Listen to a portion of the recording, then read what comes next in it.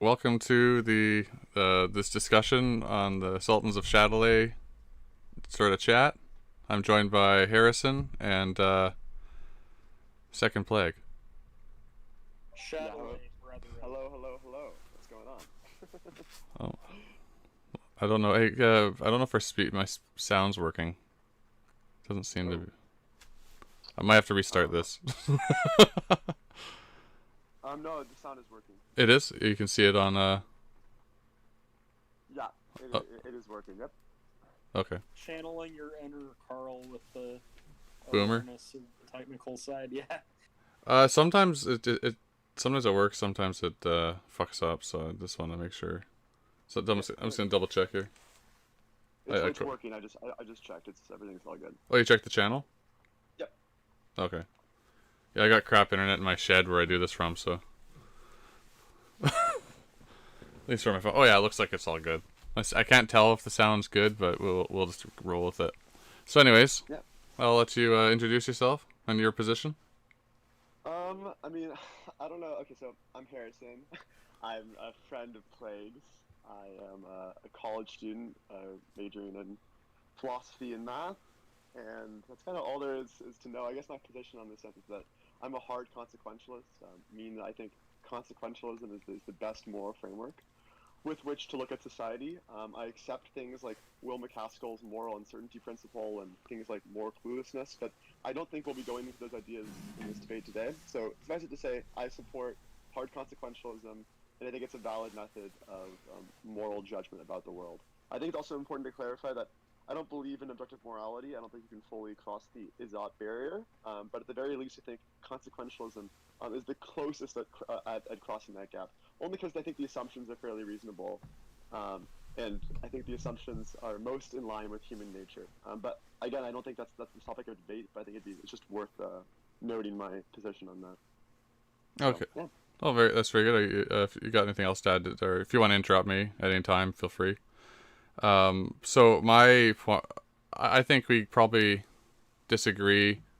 Uh, I disagree with consequentialism because the main issue for me and from what I've been reading about it is that although you can tell in the short term maybe what the consequences seem to be, uh, because you can't actually tell what the consequences will be later on, uh, further down the line, then you sort of have a limited frame. So, and I'll give a sort of a quick analogy. So you can imagine like at the moment of time immediately after your decision, at least your moral decision in terms of consequentialist thinking, you'll have say a point, and from that point expands outwards the possibilities of the consequences, and the further in time you go forward, or at least the end consequences become so broad that it encompasses all possible outcomes. So, Okay. so Yeah. in a sense, if that makes sense, like sort of like a Pac-Man mouth going out. Yeah. I totally understand what you're saying. Yep. Okay. And I think nothing actually there I disagree with. I think the one sort of like caveat I'd make to that is that each of those outcomes have probability values, right? In using vision theory, in using our estimate of the world, we can assess cause and effects chains and see, okay, which outcomes are more likely. So in this consequentialism analogy, okay, let's say like pushing, like stabbing you in the chest, right? This is like a pretty gruesome analogy, right? I think it serves the point well, right? Yeah. I don't know the long-term consequences of that. I can't say for sure. I know at least on a local level, it's a bad thing, right? I mean, because it decreases utility in that particular case.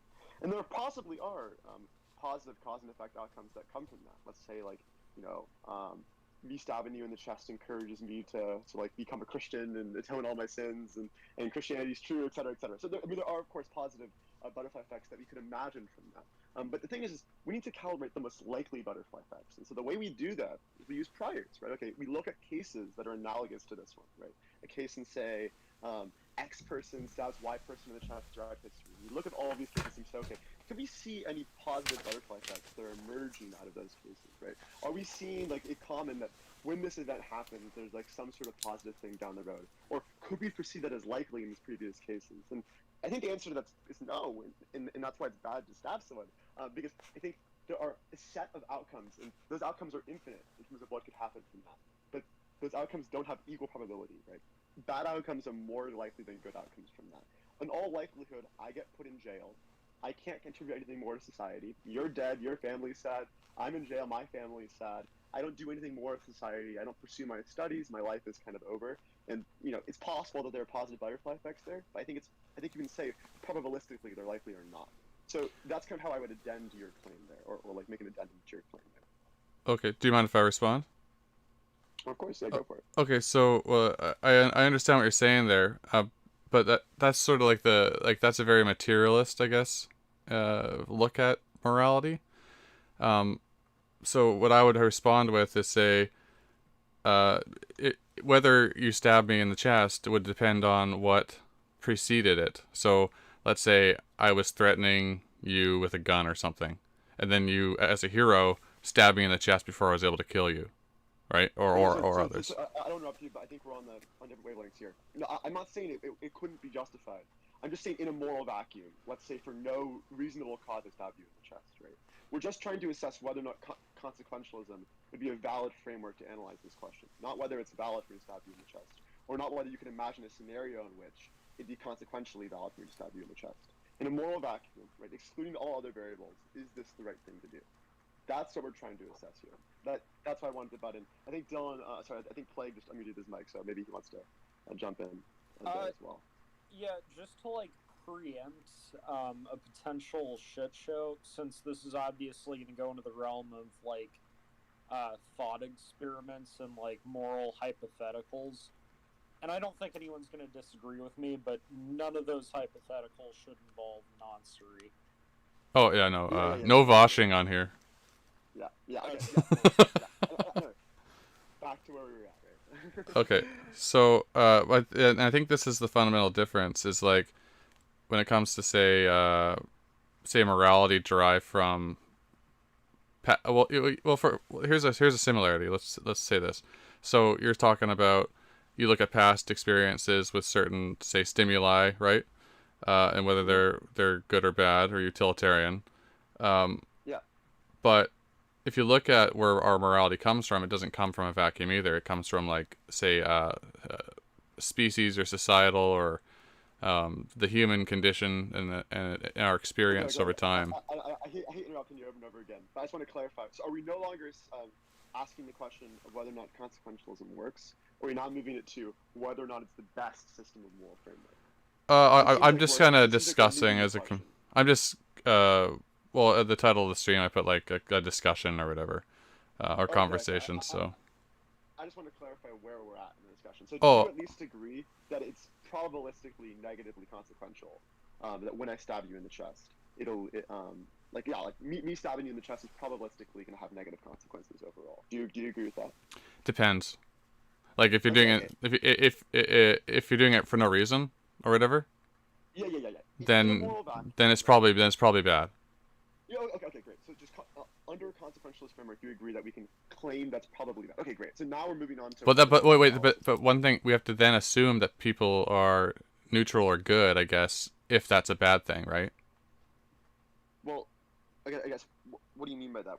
Well, you don't have to make any assumptions. Well, if stabbing someone's bad, right? I mean, stabbing someone's not. I mean, okay. Every action's morally neutral. Consequences are how we judge the goodness or badness of an action. I'm just saying that it's likely that stabbing someone's bad based on the consequences. Well, I think the point that he's bringing up is essentially like hypothetically, say someone takes the antinatalist perspective. Is that the point he's making? I don't think that's the point he's making. My point is like the premise would have to be that there's an assumption that there's good in not being stabbed or in a sense. Okay, yeah. That is an assumption. I'm saying that the person being stabbed is a positive utility, drawing entity, and that his existence is overall positive utility. Yeah, I am making that claim. Okay, because that could be also wrong. Like if you stab a genocidal maniac or a future genocidal, you know what I mean? Yeah. I'm using the word moral vacuum here, just to basically just to mean that. Oh, like ceteris paribus. We're trying to exclude these ceteris paribus, exactly. So that's another way of For putting the audience, if you don't know what that means, it just means all else being equal, isolating for a single variable. Yeah, I'm just trying to isolate for the variable. In a normative case, like what is the correct course of action? Of course, we can imagine variables that change the consequence. but the fact is, right, we're just trying to see whether or not it works. Right? This is our use case to see whether or not consequentialism works. The only Whether issue, it's the best system is another question. But I think at the very least you have to admit it works. the only issue with that sort of measurement is like you're not really making, it's not really a moral system at that point. It's just a like a materialist system.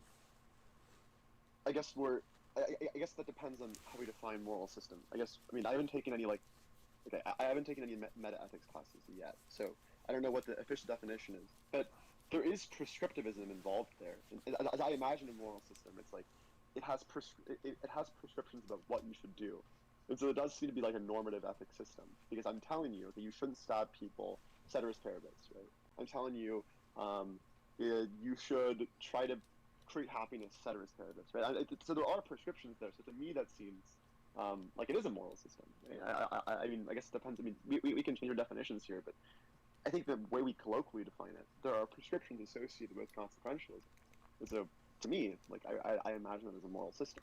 Well, one could imagine I mean, it's hard to imagine, but you could imagine a society that where stabbing people was a positive thing, like in let's say the Aztec society where they'd make a sacrifice on top of the mountain or whatever.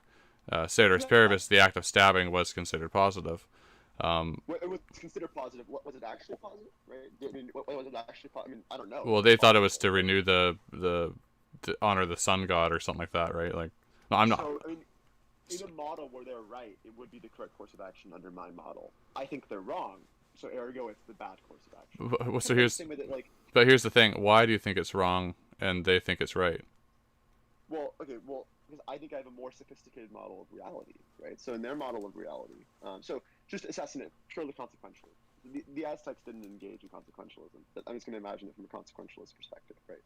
From the Aztec consequentialist perspective, when you stab someone, right, it's negative utility locally because that person dies, right? But what does happen, right, is that, okay, their gods are satisfied, and their gods being satisfied is a greater utility action than that person stabbing and dying is a loss of utility, right? So the assumption there is that, okay, the gods are unhappy, and so that's how we make the utilitarian calculus. Well, in my model, there are no gods, right? Or at least, like, the gods are very unprobabilistically likely to exist, right? And so, because this is the case, we then have to change the assumptions, right? Now the utility calculus changes. It's just that a person's being stabbed. Locally, this is bad because all of their utility goes away. And so now we have to rethink how we look through this calculus.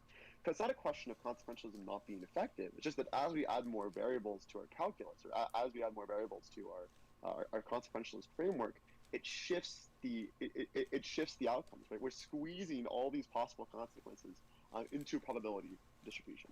And we're trying to find the one that's probabilistically going to give us the most expected utility. So that's, I mean, that was a lot of words. I hope that makes sense. Yeah, but I understand. But in a sense, though, doesn't that just make it sort of like a subjective values system? Well, actually, I think it's about as objective as you can get, right? It's not a matter of subjective values. If you don't think the sun god's gonna kill you because he didn't sacrifice your slave on the top of the mountain, you know, obviously you're gonna have a different interpretation than someone that does. So that doesn't mean that consequentialism is subjective. That means that our experiences and our perceptions and our beliefs are subjective, which they are. Yeah. But in fact, the consequentialist calculus we're using is actually the same in both scenarios. The only difference is the variable. So the formula it's like a formula, right? Yeah. You wouldn't call a formula subjective. The formula is the same. The only difference is our inputs, which leads to different. I think my inputs are better than their inputs, but it's actually not subjective at all. The formula is the same in both cases.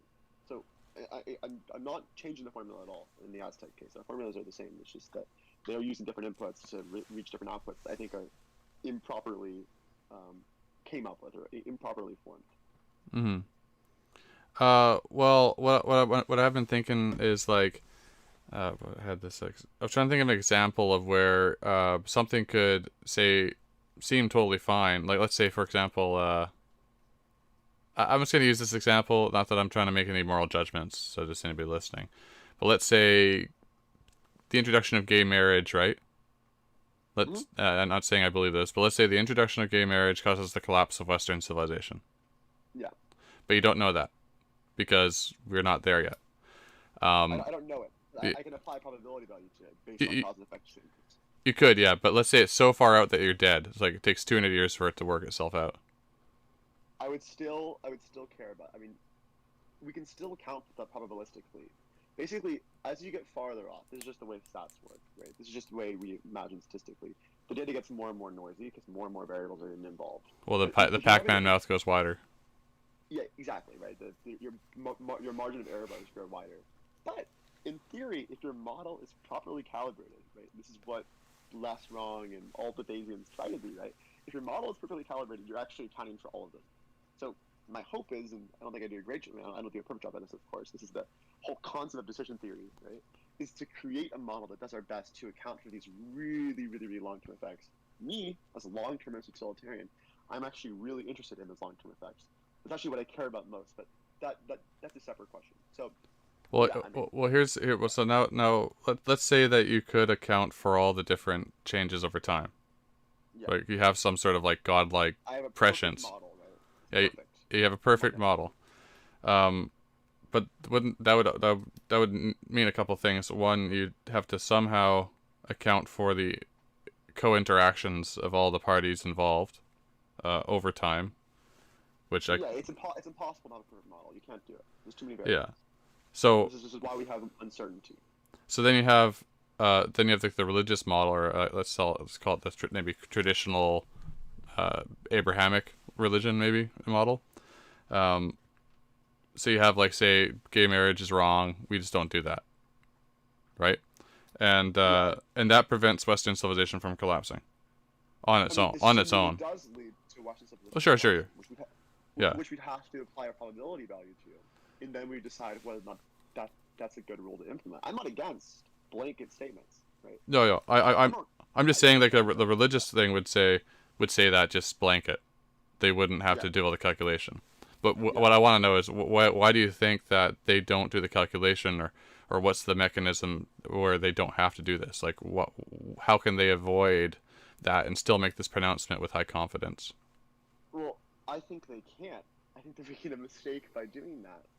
But I think it's reasonable given their model of the world, which I disagree with. I mean, if you think God is real, right, and the edict is carried down by God, well, then it'd be perfectly reasonable to say that gay marriage is wrong, because God's omniscient and omnipotent, and God has a perfect model, and so then God is able to relay these thoughts down to his followers, and then they go off the model of God. So in a scenario like that, then yeah, of course. I mean, I have no issue. So I could imagine. Well, I'm gonna go in. Not that I'm making any presumptions. I just like to entertain all ideas. But imagine if instead of God as like an omniscient being that's off in another dimension or whatever and watches us and does whatever. Um, what if it's more like an evolved structure that helps guide sort of society forward?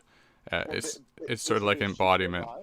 Well, it's like an Well, embodiment of all the past knowledges and experiences into one being. I would trust that thing almost over anything, and I would rely on that thing for my moral prescriptions. Yeah, I mean, Yeah. Well, it's all the same thing. I'm the same. I'm trying to do the same thing that super being does. I'm just doing a worse job at it. well, That's why I imagine myself. I'm doing my best to be that super being. But of course, I'm nowhere near that level. But that's what I try to be. have you ever read any? This is a uh, side note, but have you read any Hop, Hans Hermann Hoppe? I have. I Okay. haven't read any of his stuff, but I am aware of him. Okay. When I was younger, when I was like 13, 14, I was actually very into Hoppe. I was I would say that's when I was more naive. I mean, Blake can comment on that. Well, Still, so that's like young ANCAP hard days. yeah. Oh, Well, I'm just Capar. And Capar was based, not this like technocrat. I want AI to control humanity.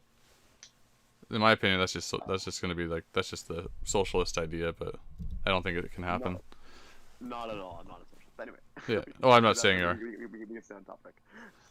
So what I was thinking, because Hoppe talks about this, he talks about empiricism, right? He's really critical. Well, most of the Austrians are Yeah, of the. I think that's most of that's bullshit. Yeah, I think most of that's been discredited. But yeah, we can talk Well, about it. okay, You so find all that stuff. okay, so what's been discredited about it? I mean, aside from the fact that, so I guess you relay the position, and I'll give my flaws too. But I mean, when I Okay. say discredited, I just mean in academia, right? Austrian economics is now significantly heterodox, and it's been outcompeted sort of in the academic natural selection process by things like neoclassical economics and neo-Keynesianism, even other forms modern monetary theory or even those things have outcompeted Austrian economics. Well, I don't think they have. I think people have been misled. Well, outcompeted. I just mean in the realm of academia. Whether or not that's reflective of reality, we're talking about right now. I that's all I meant by discredited. Oh, okay. You provide the argument against empiricism, and I'd be happy to engage with it. Okay. It's one that I used to believe in. I think it's nonsensical now. So okay. Okay, so like you take a measurement of the temperature outside, right? Mm-hmm. Let's say you measure it says 20.1 degrees, centigrade.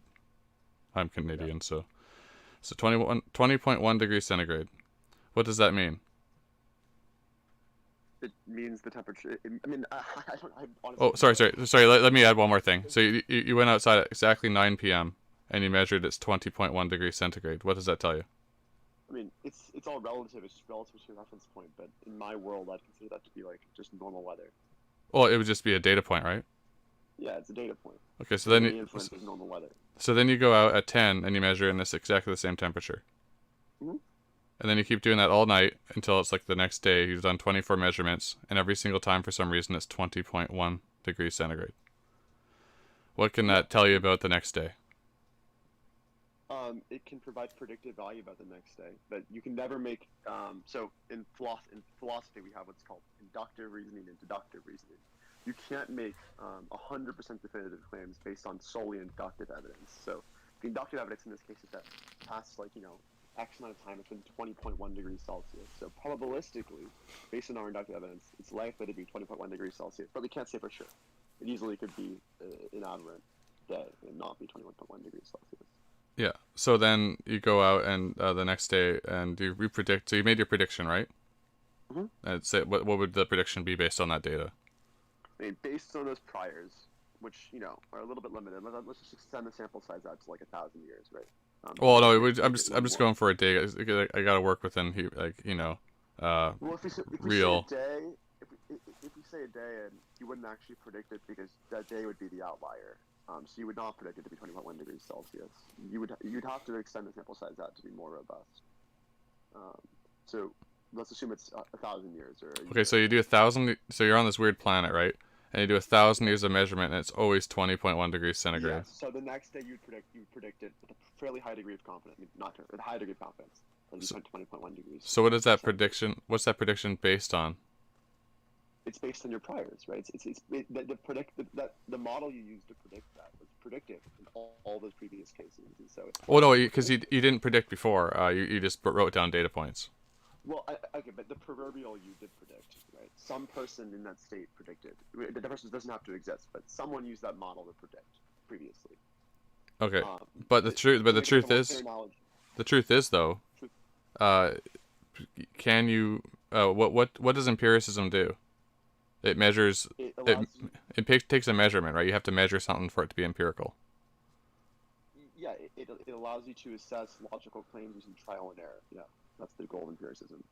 It's a great tool. But you need to be able to measure, right? Of course, you need to have some way to use. I mean, you need to have a microscope to do empiricism, or to do like a science experiment. Yeah, of course. But can you travel into the future and measure the future? No, you can't. This is. I mean, okay.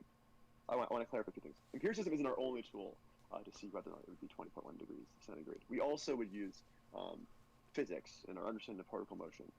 We could actually develop better models than just our priors to decide whether it would be 20.1 degrees Celsius. In fact, if I had some model that mapped on every single particle motion in the sky, right, that decided the temperature, that model would actually be better than my prior model. But, generally speaking, yeah, but that's only because we have these presumptions about motion and the physics, right? Well, okay, those presumptions are true. Well, we don't, but they're true until in the present. They're always true in the present. Well, okay, some things have been proven, at least proven within the scope of reality being real. Every time it's been, well, in other words, every time it's been measured, it's been proven true.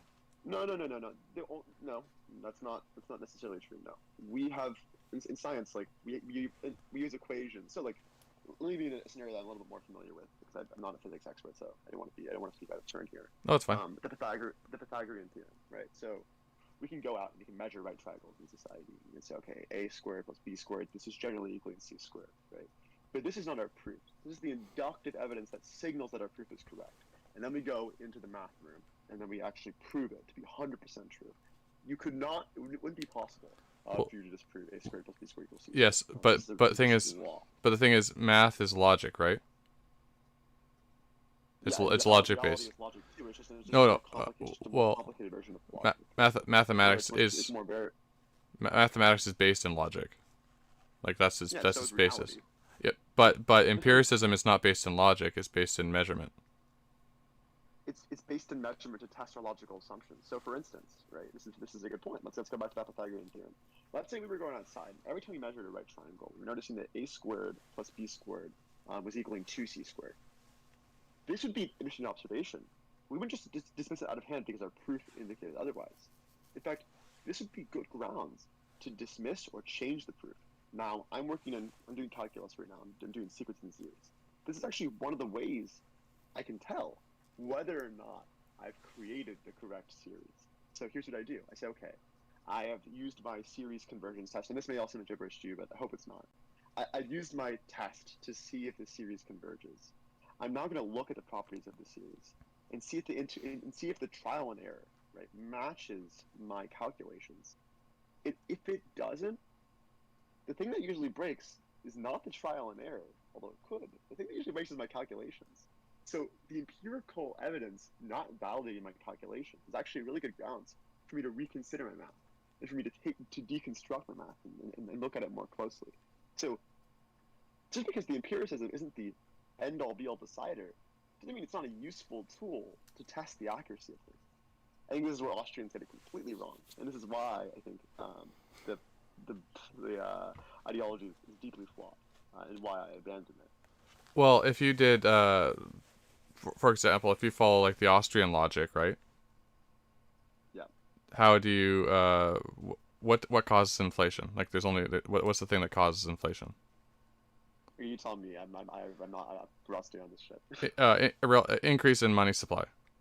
Yeah, increase in money supply. I mean, this is now if you ask, but if you ask an MMTer, yeah, what's the answer? I don't know, because they don't really have one.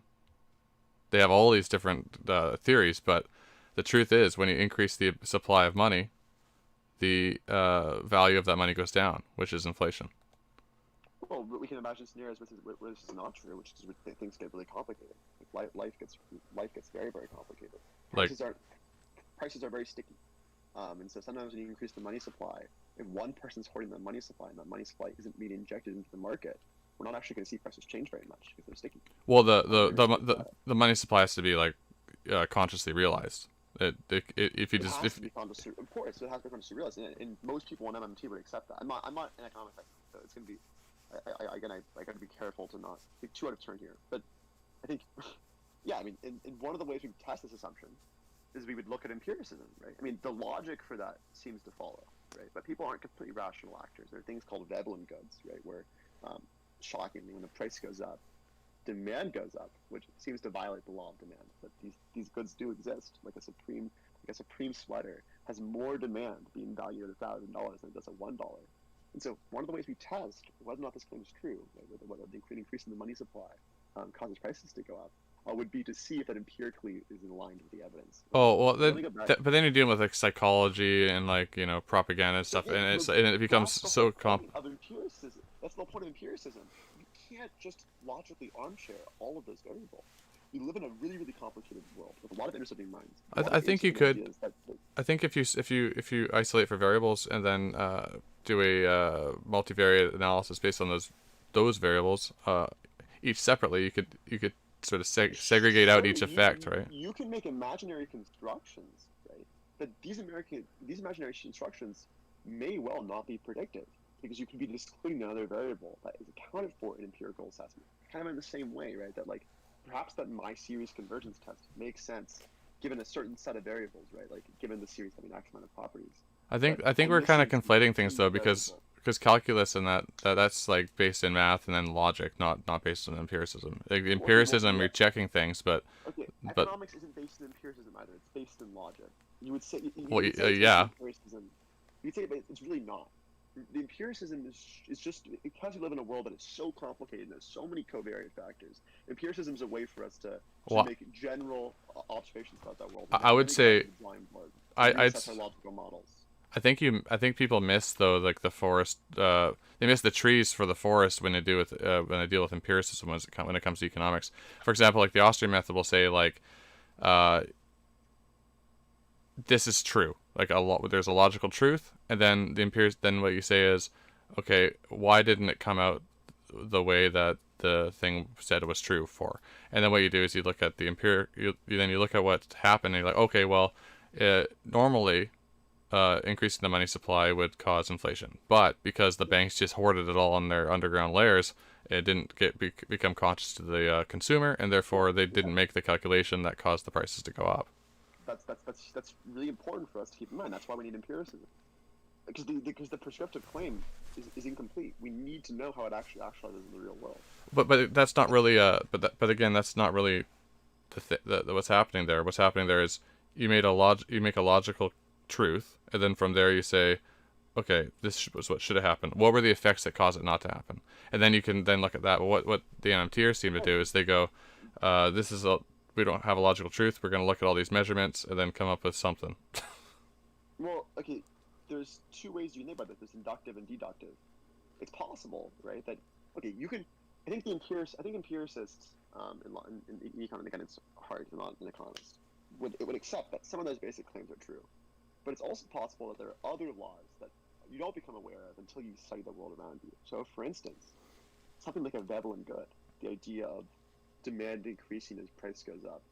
This is very unintuitive, and it's possible in your imaginary construction of an armchair economist world, you would never reach this conclusion. I don't think so, because you could easily take into account like human psychology, but you wouldn't be able to measure it, but until after the fact. But that's the problem with the. But that's the. But you'd be unable to know whether or not your assessments about that are actually correct. You could guess, but you wouldn't know if it's a law or not. Well, what I'm saying, all I'm saying is like the empiricism wouldn't help you in that either, because it's you're dealing with like psychology and then like the chaos of. Empiricism would totally help you. I think there's too many variables. Empiricism allows you to have an incidence vector. Right? It tells you, okay, what's the likelihood of the Veblen goods occurring? Right? In your imaginary construction, it's going to be absolutely impossible for you to come up with a consistent model that tells you how many times a Veblen good will appear. It's just not going to be possible. You just use too many variables. But what you're saying is 100% true, right? And so empiricism allows us to come up with, okay, here's a relative instance where this occurs. Same with the money supply scenario, right? The rule of whether or not the money supply increases the price of goods, right? Empiricism allows us to know, okay, well, how often does this happen? Under what conditions does this happen? What empirical variables are required for this law to actualize? And we also in doing this, may discover new laws.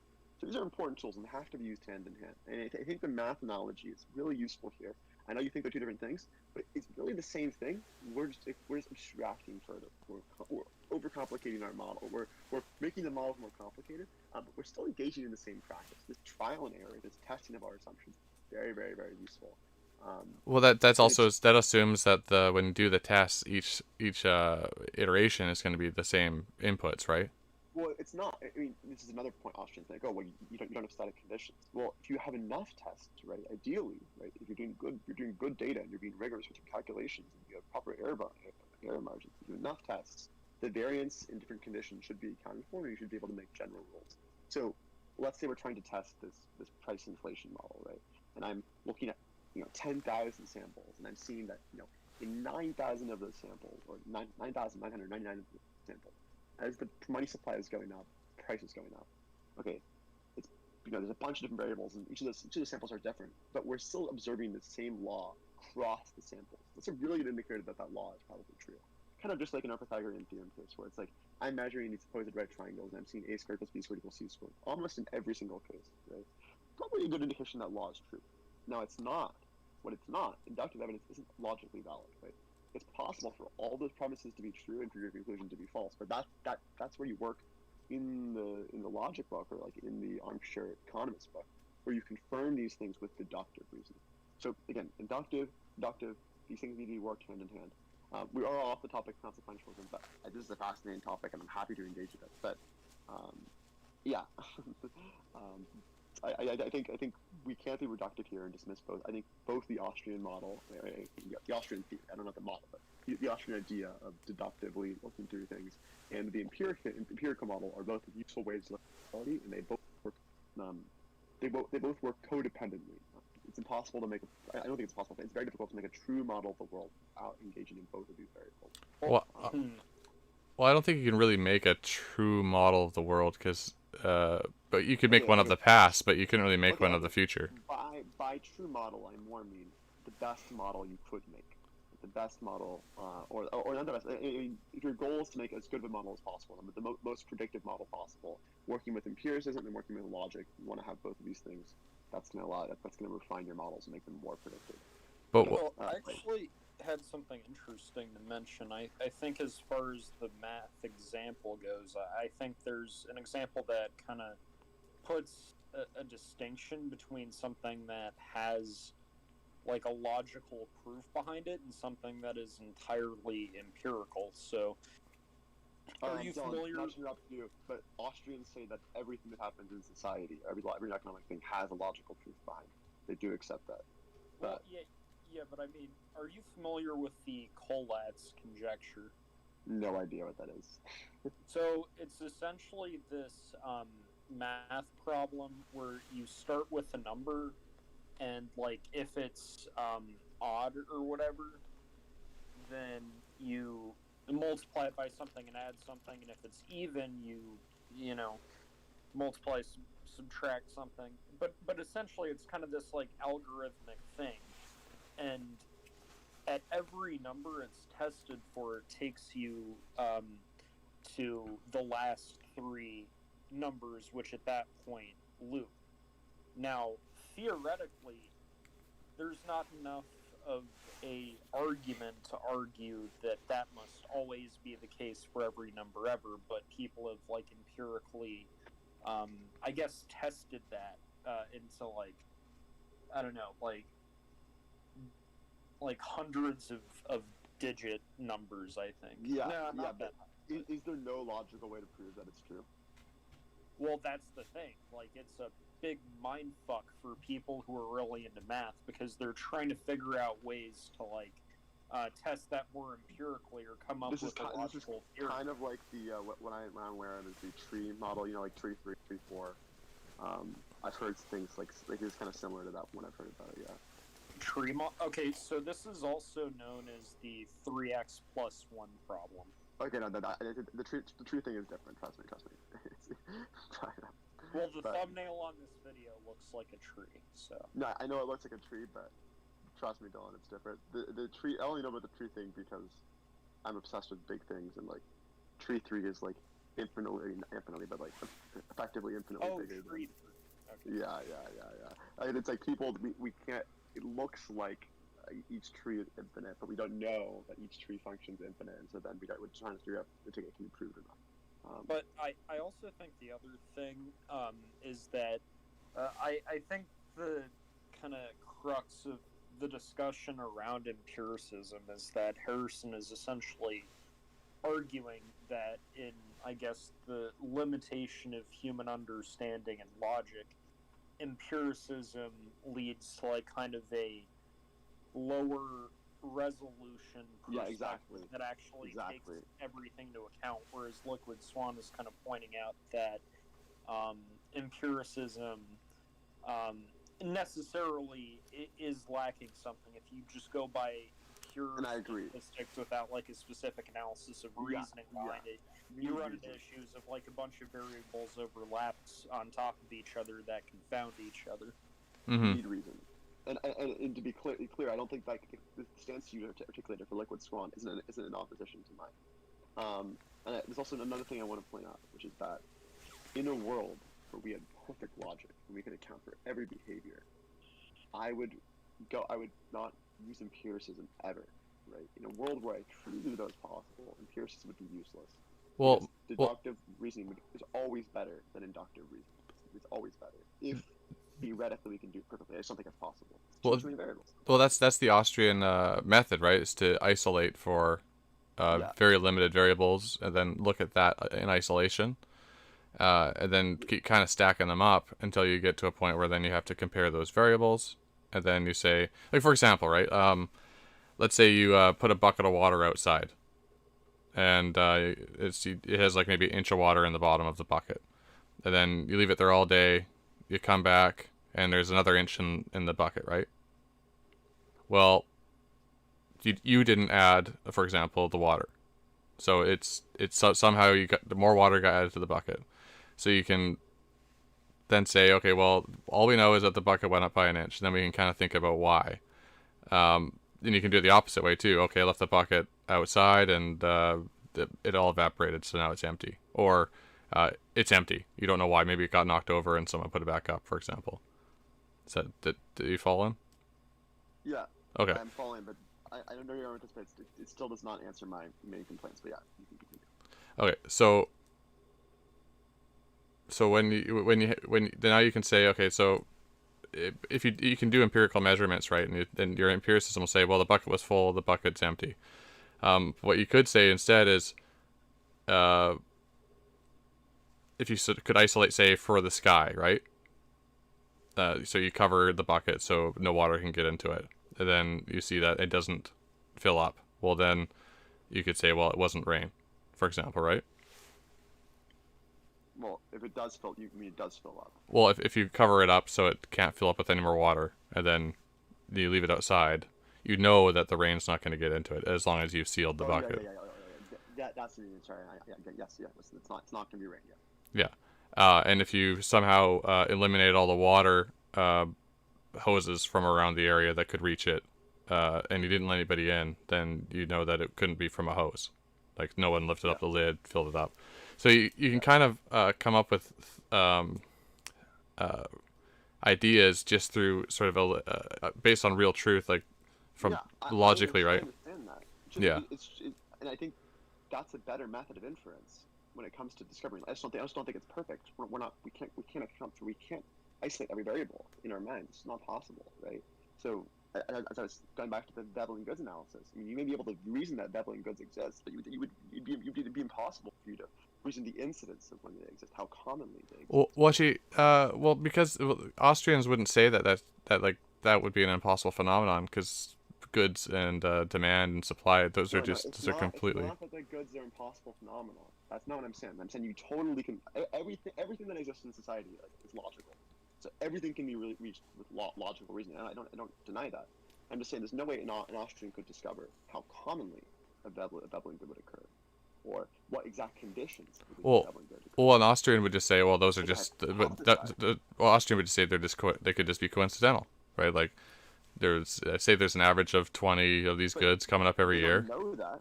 Well, they don't know that. They have no way of assessing that. Well, of course, Austrians don't claim they actually don't claim to be able to know that. Yeah, but we can figure that out using empiricism. Well, but we can at least get a very good guess. Well, you can claim that. Doesn't mean it's going to be necessarily true, right? And you might be correct within a range. It doesn't have to be necessarily true. It just has to be probabilistic. Okay. Likely. Okay. Sure. If we have a large enough sample size, converging on a similar incidence year after year, that's a good reason to think it is true. Okay, so let's say you make a 10% error, right, on each measurement. What happens after like 1,000 measurements? You have a really good guess. Well, no. If you're a 10% error off each measurement, and then you combine all those measurements, you're going to be way off from reality. Okay, so you could make some inductive reasonings that are based on that data and be like, well, because I measured all this and I didn't really know that I was 10% off. That means you're just doing your data wrong, not the data collection that I do. That just means you're collecting your data. If the margin of error is, like, say, 5 points up, 5 points down, right? That's a 10% margin of error. The way margin of error works, that doesn't work that way. Margin of errors aren't constant. The bigger your sample, the smaller your margin of error gets. That's how you calculate margin of error. It's how your sample. Well, I work with at least margin of error. I work a lot with the machines, and, like, for example, the gauges on these like air pressure and stuff like that. Usually they have unless they're really precise. Okay, so just to clarify, that's a different type of margin. Oh, I know. I'm just trying That's to the different margin. I'm just trying to show an example. But the error range is 5% of the maximum. So say if it's 1,000 volts, then when you're at the bottom range, you could be at like 100% error. Like if you're within like the bottom 50 volts, right? But the way like the laws of statistics. So this is where we get our deductive reasoning from. Right? This is where deductive informs our inductive. The more tests you use that pressure gauge, the smaller that error is going to get, because this is the concept of a regression line. Actually, this is the idea of a regression. The more things this is just like the more variables you have, the less wide its error bands are going to be necessarily. That's like a logically true conclusion. Yeah, well, that could be true for a limited extent. Like for these gauges, for example, they only go for a certain amount of time. So if you did a lot of measurements, eventually if you did too many measurements, eventually the thing wouldn't work. So. Okay. In ceteris paribus, right? We don't want to introduce new variables. Ceteris paribus is always true. Basically, if we have a machine with a constant accuracy rate, we take more and more closer to the true value. Sorry, you broke up there a little bit. Ceteris paribus, right? If we add more and more samples, it's going to get closer and closer to the true value. This is the necessary law of this. So that's why your 10% error thing is inaccurate, because the error bands are going to get smaller as we add more and more samples. This is a requirement of statistics. It's a law of statistics. Well, in that case, I that's true in that sense, but I was going to say something. The closer you, as you take more and more measurements, that is good. That's perfectly fine, but because you're still stuck with measuring what has happened rather than what's going to happen, you're not really, empiricism can't tell you like what the truth is ahead of time. It just kind of makes a prediction. It makes a Okay, I got a good example. I use this quite often. So, imagine you're on a. It's gonna take a second though, if you're cool with that. Okay. Can you try to shorten it? It'll just take a second. It's not gonna take like 10 minutes. It's gonna take like a minute or two. Okay. So imagine you're in a car, right? And you're driving down a highway, and it's an unfamiliar highway. You've never driven down it before, and this simulates the future because you don't know what's gonna happen the next day necessarily, right? And then you have mirrors. You have your mirror, and you can look in your rearview mirror, and you can see out your back window because it's not painted black, but everything else is blacked out, right? So you're driving down this highway in this car with all the windows blacked out except for the rear. How safe do you feel driving forward? Not that safe, because I lack adequate evidence in my surroundings. Because you can't see the future at all, right? But you can measure. Let's say you can measure perfectly everything around you as you travel, behind you, I mean. So you know what you've passed, but you don't know what you're going to come up against. That's to me the failure of empiricism. No, but the past is still a good predictor of the future. Like, and in fact, we can prove this is true. But let me give you a good analogy. But again, just let me finish. But remember, you're going down the highway like at speed, and all you can do is look behind you. You don't know what's coming up. You could be running into another car. Your chances of making it down the highway is 0. It's actually not 0. In fact, that was not at all the way statistics work. In fact, we would use the previous instances, like the previous piece of highways behind you, are actually priors for what the future is going to be like.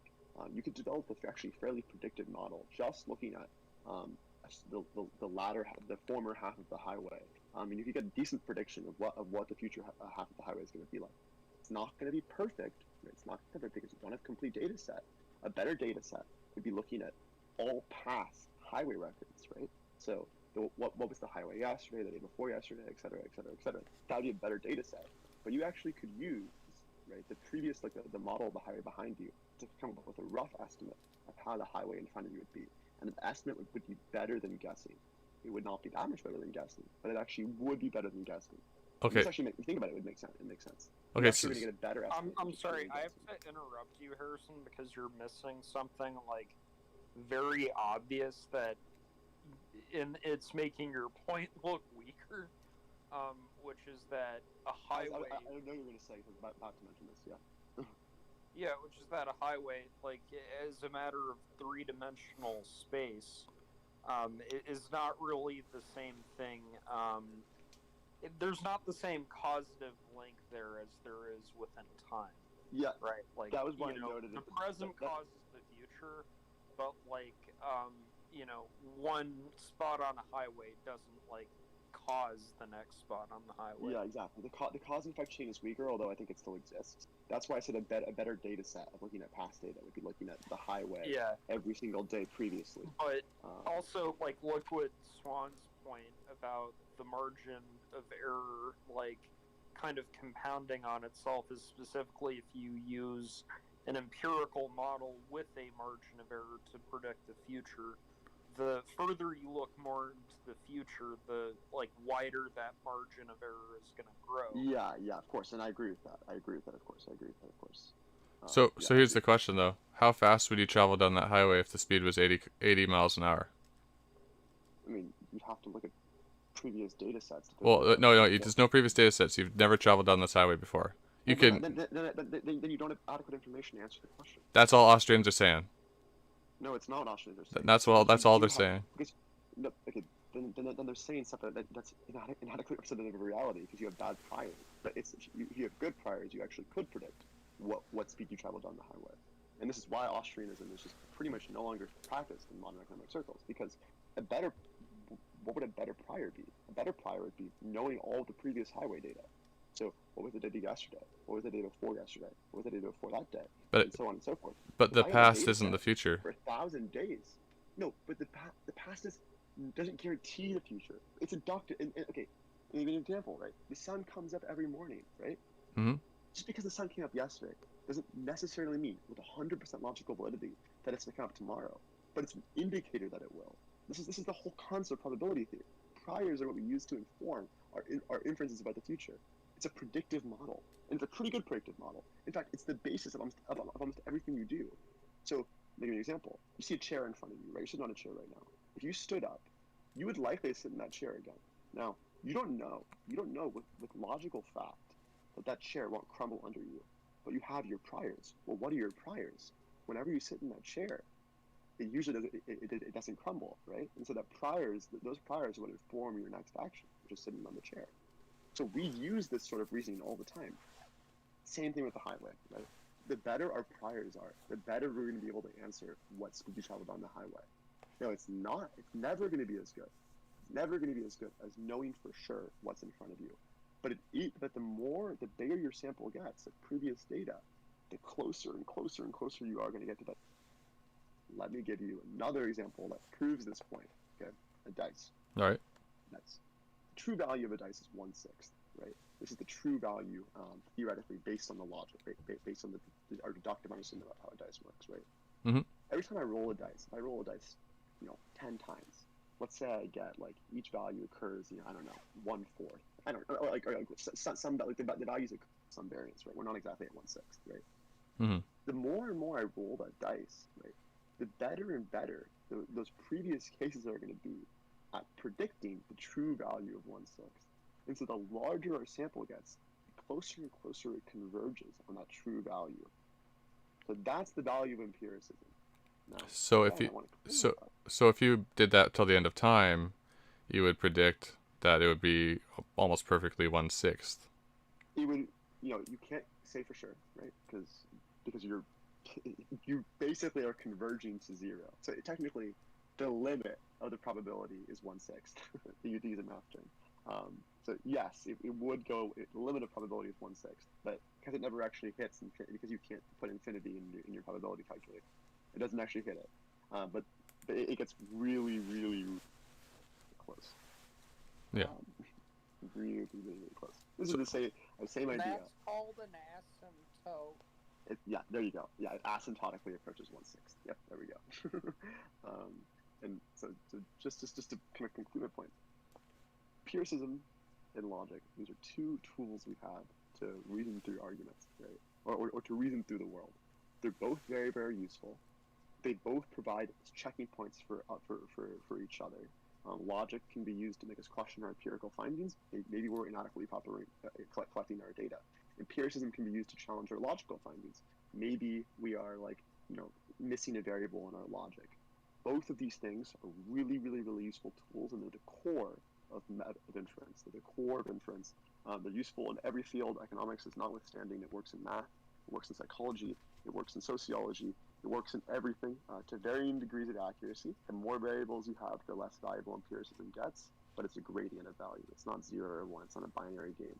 The Austrians want to make it seem binary, but it's not. Empiricism does not lose it. So you're saying we need to use empiricism and deductive reasoning. So, in other words, we need to use facts and logic to destroy the left's shitty economics. There we go. Facts and logic. That's actually the same thing. That's inductive reasoning and deductive reasoning. Use those two things together. That's how we get to our outcome. And I want to clarify, actually, that I think neo-Austrianism has actually moved closer to this take. I don't want to... Chicagoism? No, the new Austrians are not Chicagoism, but new Austrianisms are actually, or new Austrians are actually getting a little bit more, embrace empirics a little bit more. Still not enough, but I have seen, like, Bob Murphy. I'm sure you've heard of him if you follow Austrian economics. I've actually seen him make some concessions about the value of empiricism, and it seems like newer people, new Austrian economists, are becoming a little bit more warm to it. You have to be. I mean, it's especially with how robust our data sets are now, and how robust our previous data is now.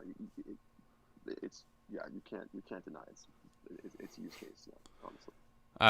I'm skeptical of the empirical methods, but I think it's been an interesting conversation regardless, and I'll look more into it. Okay, I hope I've at least made you reconsider your take, or at least the analogy of the car. I hope I've made you at least consider. Okay, maybe that's. I'm pretty solid about the car thing. I don't think I'd be driving on that highway with any confidence. If you had a perfect data set, you wouldn't. What do you mean? It's not possible, though. What was that? It's not possible to have that perfect data set, which is sort of what the Austrians argue, right? It's not possible, but okay, it doesn't have to be perfect. It just has to be probabilistically close. No one's saying it's perfect. I mean, you have that perfect data set, but if you have the traffic data for 100 days previously, that's gonna get you pretty close, right? You can draw. Well, that's assuming all the days are the same, right? Like, what the thing with the future is you don't. The thing, no. The thing with the future, you don't know what's gonna happen. No, not all the days are the same. Well, okay, I encourage, like, it's just the way basic statistics work. Not all the days have to be the same for your regression line to work. The variance, in theory, gets caught with your samples. This is why margin of error goes down as you add more. This is just statistics. Margin of error goes down as you add more data. So the more robust your previous data set is, the better your regression line is going to be at capturing that next day. You can test this, like, literally test anything. Like, regression lines are the better your regression line is, the more predictive it's going to be of the next variable. This is why we draw correlations. We say, okay, what's our R value? Okay, our R value is 0.6. Let's say we found in this highway example that our R value is 1. That we found a regression line that perfectly conformed with the data. In that case, if you had a regression line that perfectly conformed with the data, you actually could perfectly predict. You actually wouldn't need to look at the highway. You had perfect data. So I think that is something that I think that the highway example goes terrible with the point you're making, Harrison, because I think what you're suggesting works for a situation in which it's kind of the aggregate of everything that matters. So if you have, like, statistical information, right, that could be useful for predicting, say, the macro scale motion of a gas or whatever. But, like, with something like going down a highway, if you have, like, the data for the highway and the traffic on the highway, like, you know, and you can reasonably predict what that's going to be like, well, the significance to you driving on the highway is knowing whether or not there's, like, a car in front of you. That's a but my point is that if you have data detail with the driving. Okay, my down point is I'll for that question, it's a really hard question to answer with data because it's so covariate. I just want to say, how would you even use, like, let's say you had all the data, how would a human being even use it in that situation? You'd have to have an algorithm. A human being wouldn't be able to solve the data and calculate the relative positions. Yeah, but I think the use of data for that is, like, a pretty. No, I agree. Option. I don't think you'd find a correlation in the data. I'm just saying if a correlation existed, right? Like, I'm just saying that. I mean, even that being the case, like, you could have, like, 10,000 days of data on the highway, and that is not going to be something you like kind of trust your life on. Okay, no, but Dylan, if you found the correlation was 100%, then yes, you would. I mean, you wouldn't trust your life on it because in theory it could still be wrong. But like, it just depends on how correlative it is with the future evidence. But empiricism accounts for this, right? Yeah, Like, but you're kind of running into a similar problem here. If your entire argument in favor of empiricism being necessary is the human limitation of like deductive reasoning based on like how much shit you would have to process, then this idea that you could get like the perfect it's not useful. I don't think it's useful in the car case. On a highway with a blacked out window, like that's completely unrealistic as well. It's not realistic. But the point he was making is that empiricism could never help you. Like empiricism couldn't help you. That's not true. Like that's definitionally not true. I don't know. You could imagine data sets that would help you. Whether or not those kind of my point to you, Harrison, is that you're sticking with this like highway analogy, which is like the worst analogy for you to try and make your point. And the smart thing for you to do would be to either get on a different analogy or like ask what the hypothetical economic equivalent is for individual car that is going sure.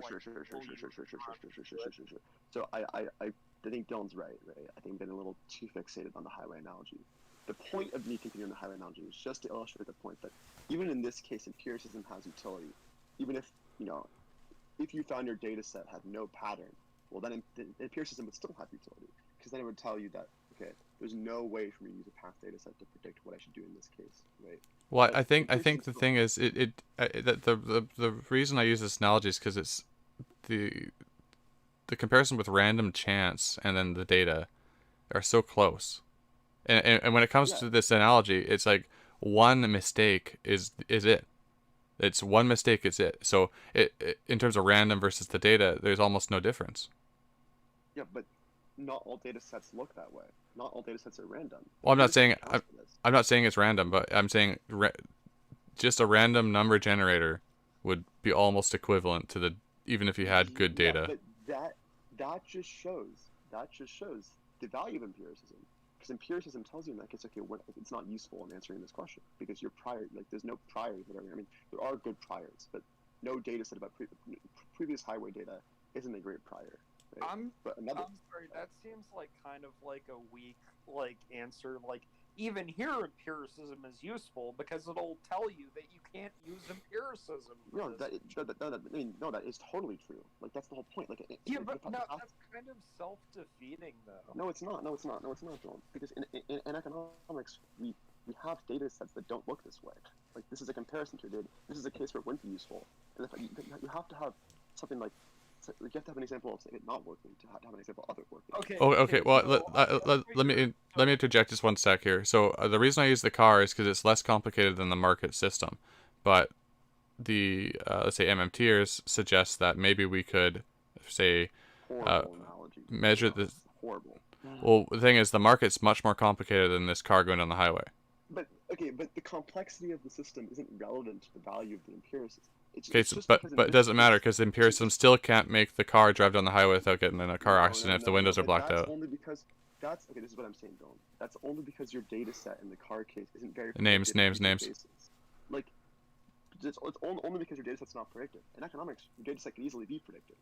In fact, we find it's predictive, right? So the reason why I was saying it's useful in this case, Dylan, is that we have, in the same way we have the data set for previous traffic data, and we can see what's its predictive value?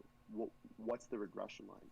Well, we have the same data for previous economic data, and we can say, what's its predictive value? What's the regression line? And the fact that there's a difference between these two examples is actually proof of my point. That's my point, right? Like the complexity of the data set isn't relevant. The question is the predictive value of the data set. A car case, the data set's not very predictive. The market case, the data set can be predictive. We can use empiricism to develop that.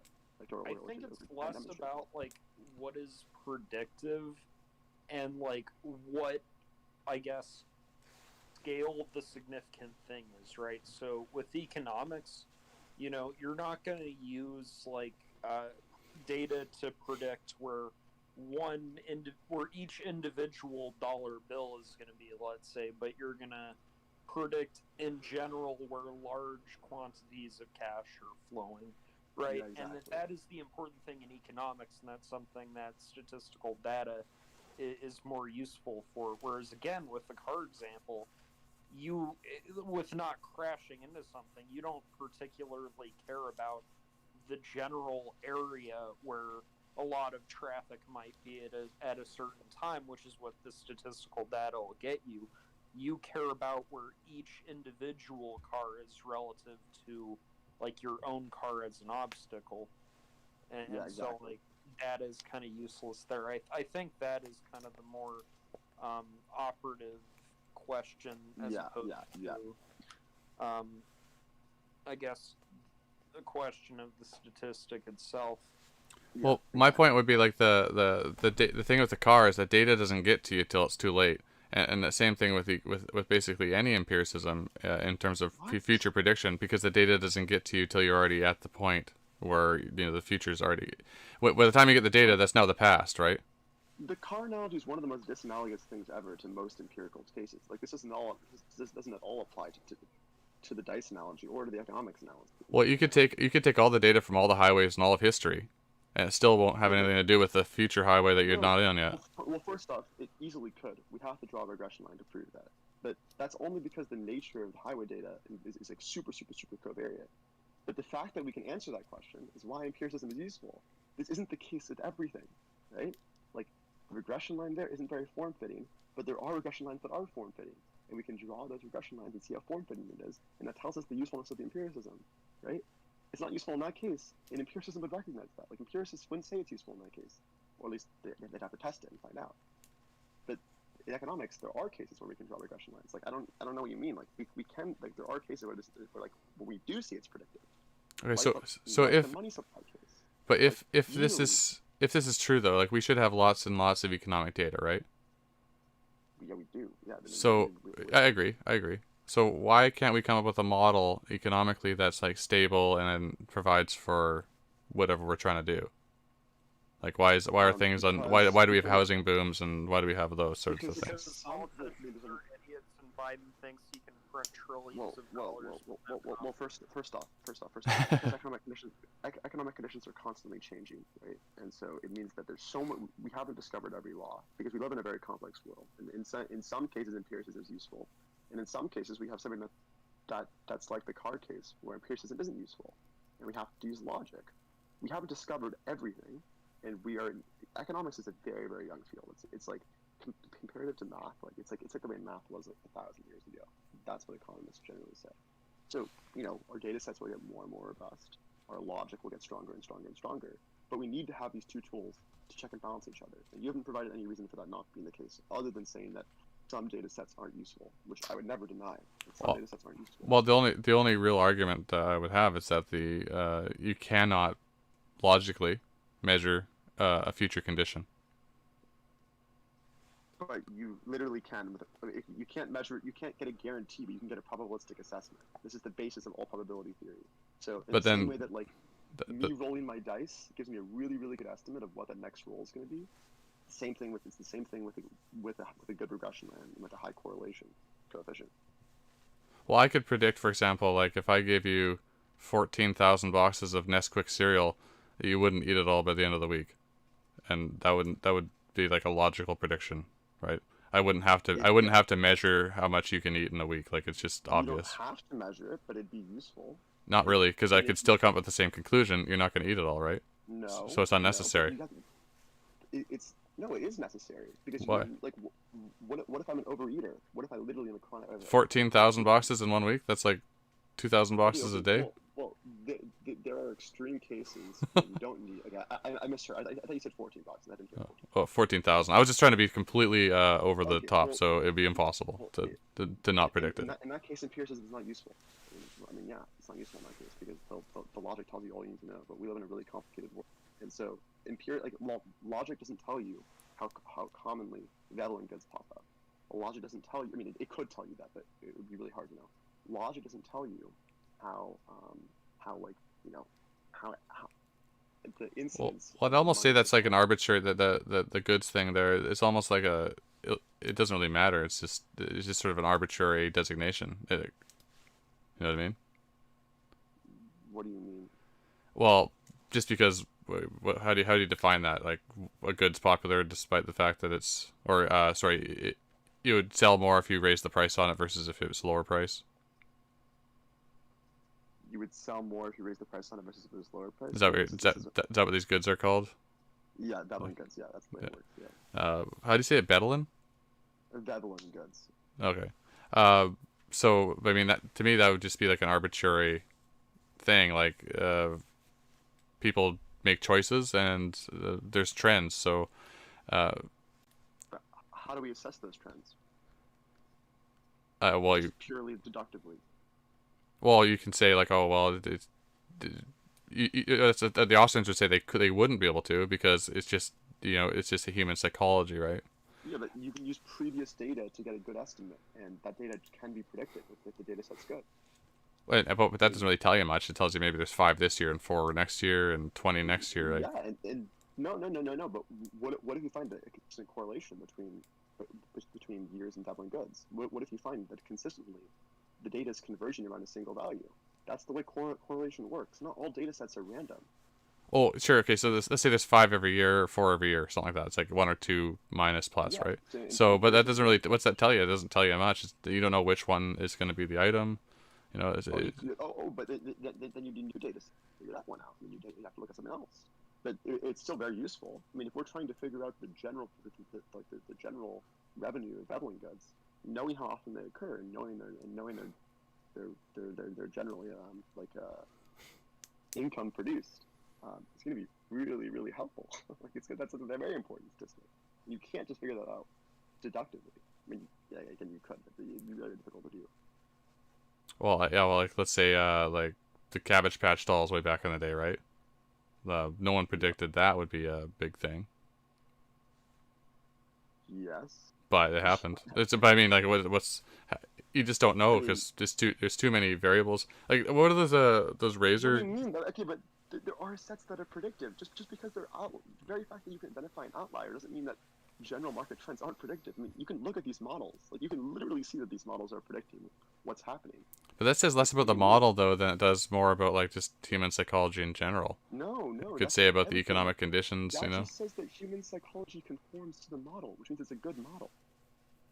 Well, it conforms to the model at that time, right? Like if you go a different era, it would be a different model. Yeah, and it tends to be, yeah, then you adjust your models based on your inputs. That's the way good data accumulation works. So in other words, you're like not predicting the future, you're just taking on past data and making You're taking on assumptions. past data to make inferences about the future, which have varying levels of confidence. This is the basis of every single, like, this is the basis of like an introductory statistics class. Yeah, but I mean, like I've been saying, it's not really helpful in a lot of ways. But there's so many cases where it's helpful. Like a Veblen good case, like there's a tons of predictive, and I encourage you to look into them and find models because there's so many. Like, ask any like economics professor at the university, do you have models that accurately predict certain market trends? And they'll say, yeah, absolutely. I can actually, in fact, the whole stock market. Like, okay, under your conception, I want to like, I think I'm working. I think Dylan's right. I'm working too hard and like working in your logic terms. I want to zoom out and just show how what you're saying is wrong. Okay. The entire idea of stock market speculation wouldn't make sense. The whole point of stock market speculation, right, is to create models that predict what's going to happen in the stock market tomorrow based on data yesterday. Yeah. Yeah, Well, I understand. I understand the pattern. I just don't find they work and very well. It does. People make billions off it. And it's not like every person's equally qualified to do this. Like computer algorithms are almost every single time are better at it than an average person. That means the data set is more predictive than random chance. And anyone in stockbroking will tell you that computers beat humans every time. And this is a core truth of the stock market. So it's very helpful. It's in fact one of the most helpful things for societal growth. Well, what? This is an example that's irrefutable, I think. Well, I do some stock trading, like on the side. I found like the most useful information is usually like the core of the company or whatever. Yeah. you know, in terms of like say income or dividend payout and stuff like that. That's usually what I look at more than say. But even that, like my dividend payout was 7% this month, and everything was looking great. But then it's gonna be like 2% the next. Okay. Right. There are outliers. There are outliers in models. That doesn't mean the models don't work. If they didn't work this summer. Like people wouldn't spend billions of dollars a year in bettering their models. Like making them better by 0.1% is that big. This is the world that I'm. Oh, that works great for that works great on like the macro, right? But for the micro trader, it's not really. I don't find it very useful. It actually is. Like the entire world of day trading is based on computer algorithms. And actually, they'll say that in the macro world, just going on your intuition actually is more helpful than the micro. Day trading, like the entire concept of day trading, is based on this principle. Have you done any yourself? No, because it's dumb. It's dumb for the average person to day trade. You're never going to beat the computers in the program. I know day traders though who've been very, very lucrative with it, using computer algorithms. And those people have made. That anyone who like does. I mean, okay, just to give my qualifications. I passed the SIE, meaning that if I join a firm and I pass the Series 7, I'm licensed to give stock advice, stock trading advice. So I'm not just talking like as just a layman here. Yeah, he's not. Well, Andy's ethnically Jewish, so he has like the natural money instincts. Yeah, so I'm like the summary of it is just actually just proof of the value of empiricism, because that's the whole basis on which it works, is predicting economic trends based on past data. And like all the most successful traders, I don't think you'll find a single big trading fund now that does not primarily rely on computer algorithms. This is a change that happened. I forget who it was. Jim Simon. That was who it was. Jim Simon was the one who started this revolution. He's an American mathematician. He's worth $25 billion now. He's a book about this. And he was the one who realized that these computer predictive models used based on past data, these are much, much better than human intuition, based on deduction, because there's too many variables. Our deduction isn't very useful here. Then Jim Simon said, okay, he literally said that his big concession is that never trust myself, always trust the predictive models. He just gave him all away, and he is considered the greatest trader of all time. And every hedge fund thereafter has now copied his model because it works. Yeah, well, it works so far, anyways. I mean, but my only critique of that would be that these big firms sort of have the ability to manipulate the market themselves in a lot of cases. Okay, but that doesn't explain why the past data is predictive. Well, for example, Evergrande, for example. Like we have like the Chinese the mega property developer Evergrande, and like was this predicted? And if it was, why were people pumping so much money into it? And they have $1 trillion in liabilities. The predictive models aren't perfect. They get it wrong. I mean, I've talked to traders about this. Like they say this, like they're like, I am wrong like 45% of the time. Okay, all I'm trying to do, right? And this shows you how complicated it is, and how, like, in the more of it, all I'm trying to do is get right 1% more, 2% more, 3% more. That's what I'm trying to do. And that's why the more robust, and I've talked to about this, that the more robust the data sets are. These algorithms are worth billions of dollars. Like, to work with some of these traders and to get managed in these funds, these predictive algorithms, these are worth billions of dollars because they're so robust and like they have such good predictive techniques, right? And we're working in really, really, really tiny markets. But yeah. Yeah, well, fair enough. Ugh. But yeah, it's an interesting conversation. Yeah, I hope they moved your stance there a little bit. I think like the stock market is like one of those big districts of Austrian economics, and the general tenor of Austrian economics is moving against empiricism. It's moving more towards empiricism. I think it's only a matter of time. In the next 40 or 50 years, you'll see that the Austrian model embraces empiricism. In fact, I've actually seen, when I was into Austrian economics, I was actually following the new trend there, because I always did not like the rejection of empiricism. It doesn't really follow. I don't think it makes much sense there. What do you mean? No, I'm sorry. I have to call you out on that. No, like, you did not always hate that. I remember. No, you no, no, were no. I like- didn't always hate it, but I was a little skeptical. And then I No, remember, no, you were like, if it ain't Austrian, it ain't worth the no, no, read. no. Okay. And then you also like use the well, I'm an Austrian. I don't need empirical data. Okay. Well, maybe I have like erased the fringe parts of myself from my memory because they're just so stupid. But one thing at the latter half of my Austrian thought process, I remember reading like these meta-analyses, the predictive nature of the Austrian business cycle, and it was like new Austrians trying to like using validate. So it's moving in this direction already, and because these tools have to be used together. You cannot make deductive predictions, conclusions about the world around you. There's too many variables, and it's the whole basis of the stock market. It's the whole basis of why the stock market works. So, yeah. So, I hope I maybe caused you to revisit your position a little bit, and I got class tomorrow, so Yeah, I'm gonna have to. Yeah, no problem. Hey. All right, well, I'd encourage you reading if you're just curious about. There's Jim Simon's book, The Man Who Solved the Market. I think you'd find it interesting.